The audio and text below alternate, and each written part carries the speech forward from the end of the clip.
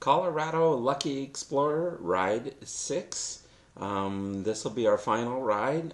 It starts in South Fork from the UTE Bluffs Lodge. The ride length is 115 miles, and again, there are no gas options. I wonder if maybe I have saved some of the best rides for last, or maybe the biggest challenge. I don't know. But anyway, this ride is a big loop with not too many choices in the middle, at least that I've outlined. There are ways, so it's a big loop leaving this direction, coming down here. You got a lot of, well, first you got some quad trail going on for 6 miles, then you got another 40 or so of dirt before you hit the first single track down here. And if you decide you want to cut some things out, there are some cut across roads like here, so you'll have to study your map yourself, and then there are even ways to do cut across up further in here. So you're going to have to study the map and decide what you might want to choose if you want to cut the ride short. Anyway, let's go to Google Earth here and have a look. Again, up here is South Fork, and you can see that there is fundamentally kind of this big mountain we're taking a loop around here. But anyway, so got a nice section of quad trail in here. When I look at it, it's hard to see and kind of faint, but it kind of goes up over this mountain, and so it's likely that it was some kind of old road in here. Let's see if we can let the computer catch up and see it.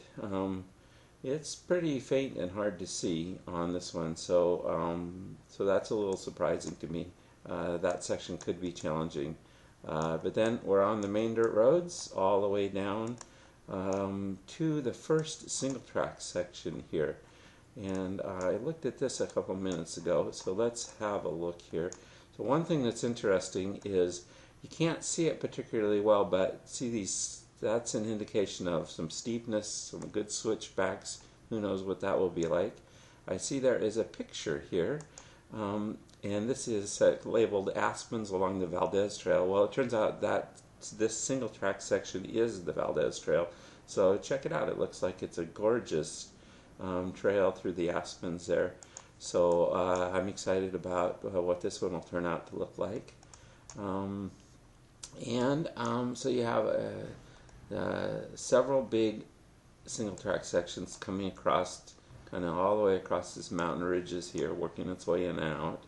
And then you transition into a long section of quad only rated trail. I mean quad and motorcycle. Let's have another. It's called the Shady Creek Trail. Let's have another look. Oh, that's an interesting view of the aspen, so I guess it must be some tall straight trees there. Have another quick look at what this picture might be. Can be some gorgeous turf. Yeah. Okay, let's go back and zoom in on the regular map here. See if I can zoom in a little bit and talk about, pull it around here and talk about options.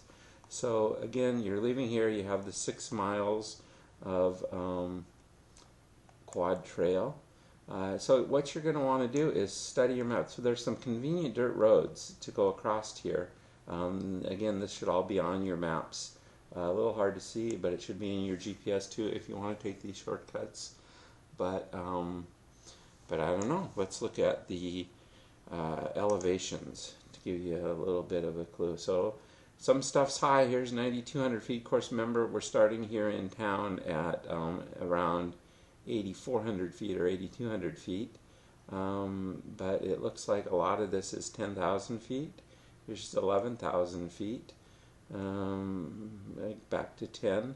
Let's go up over here to this singles track. This is all 10,500 feet.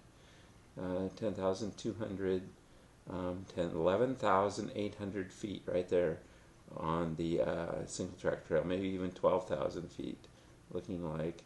So you got some stuff that's up in the mountains. That'll be fun. Anyway, this is your last big challenge. So good luck.